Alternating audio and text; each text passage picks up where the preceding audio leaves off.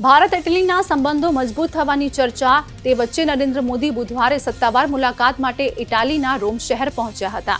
રોમ પહોંચ્યા બાદ તેમણે જણાવ્યું કે તેઓએ જોર્જિયા મેલોની સાથે મુલાકાત કરી હતી અને બંને નેતાઓએ સાથે ડિનર પણ લીધું હતું। આ મુલાકાત દરમિયાન વિવિધ મહત્વના મુદ્દાઓ પર વિસ્તૃત ચર્ચા કરવામાં આવી હતી। ત્યારબાદ બંને નેતાઓએ રોમના ઐતિહાસિક કોલોસિયમની મુલાકાત લીધી હતી અને તેના ઐતિહાસિક તથા સાંસ્કૃતિક મહત્વ વિશે માહિતી મેળવી હતી।